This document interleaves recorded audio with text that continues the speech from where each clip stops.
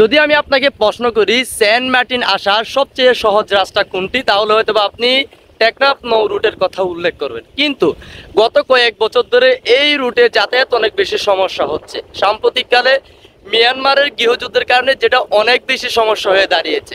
আজকের এই ভিডিওতে সেন্ট মার্টিনের এই নৌ রুটের প্রধান প্রধান সমস্যাগুলো এবং এর বিকল্প রাস্তা খোঁজার চেষ্টা করব। তো চলুন বেশি বকবক না করে মূল ভিডিওতে ফিরে যাই।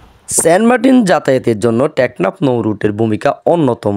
এর প্রধান কারণ হচ্ছে কি, এই নৌ রুট দিয়ে আপনি খুব সহজে সেন্ট মার্টিন যাওয়া আসা করতে পারবেন। এছাড়া সেন্ট মার্টিন যাতায়াতের জন্য এর চেয়ে সহজ বিকল্প কোনো রাস্তা আপনি পাবেন না। এবং প্রতি বছর এই নৌ রুট দিয়ে সেন্ট মার্টিনে প্রায় 5 থেকে 8 লাখ পর্যটক প্রবেশ করে এবং সেন্ট মার্টিনের স্থায়ী বাসিন্দাদের অন্যতম যাতায়াতের মাধ্যম হচ্ছে কি টেকনাফ নৌ রুট। এছাড়া সেন্ট মার্টিন, টেকনাফ, শাহপুরের দ্বীপ সহ প্রায় 2 লাখ মানুষের জীবিকা নির্বাহের একমাত্র মাধ্যম হচ্ছে কি টেকনাফের এই নাফ নদী রুট।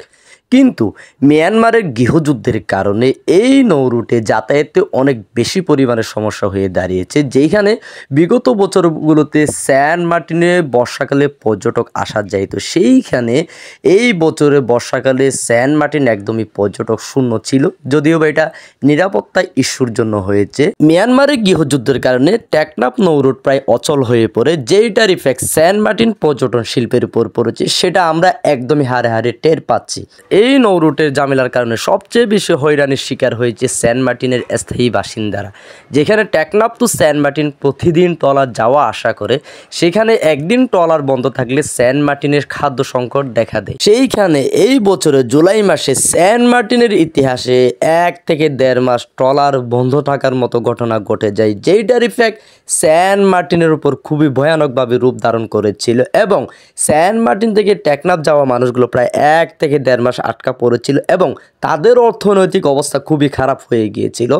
যদিও বা এটা পরে সমস্যার সমাধান হয়েছিল, কিন্তু এই নৌ রুটে যাতায়াত সমস্যা অনেক আগে থেকে লেগে আছে এবং আমার মনে হয় না এই নৌ রুটের ট্রান্সপোর্ট সিস্টেমের সমাধান হবে। যেহেতু মিয়ানমারে গৃহযুদ্ধ চলতেছে, তো এটা একটা আন্তর্জাতিক ইস্যু। তো আমার মনে হয় না বাংলাদেশ সরকার মিয়ানমারের সাথে বসে এই নৌ রুটে যাতায়াত সমস্যাটা সমাধান করতে পারবে। তো সেই প্রেক্ষিতে আমি বলতে পারি টেকনাফ নৌ রুটের জাহাজের আশা করা আপাতত বাদ দিয়ে দিতে পারেন। যেহেতু টেকনাফ নৌ রুট বন্ধ হয়ে গিয়েছে, তো সেই ক্ষেত্রে সেন্ট মার্টিন আসার জন্য আজকে আমি 4টা জায়গার কথা উল্লেখ করব, যেইখান থেকে খুব সহজে সেন্ট মার্টিন আসা যায়। প্রথম নাম্বার হচ্ছে কি কক্সবাজার জেটি ঘাট, যেখান থেকে সেন্ট মার্টিনের দূরত্ব প্রায় 110 কিলোমিটার। যদিও এটা অনেক বেশি দূরত্ব হয়ে যায়, অনেক বেশি পরিমাণে ভোগান্তি হবে, তো এই জায়গাটার কথা আমি একদমই বাদ দিয়ে দেব।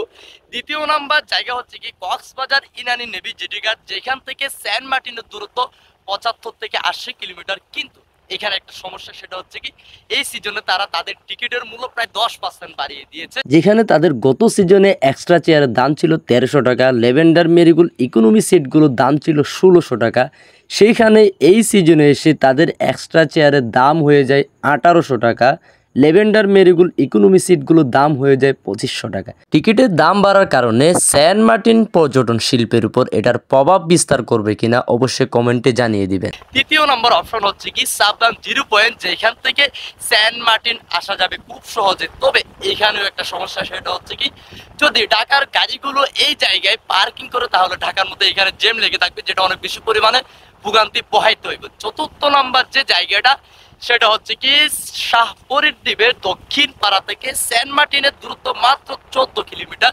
তবে এইখানে একটা সমস্যা, সেটা হচ্ছে কি 600 থেকে 700 মিটার পর্যন্ত একটা জেটি যদি এখানে করা যায়, তাহলে এইখান থেকে আমার মনে হয় সেন্ট মার্টিন খুব সহজে যাতায়াত করা যাবে। তো আপনার কি মনে হয় সেন্ট মার্টিন যাতায়াতের জন্য কোন রাস্তাটা সবচেয়ে বেশি সহজ হবে? অবশ্যই কমেন্টে জানিয়ে দিবেন। দেখা হচ্ছে অন্য কোনো ভিডিওতে। ততক্ষণ ভালো থাকবেন, সুস্থ থাকবেন। আসসালামু আলাইকুম।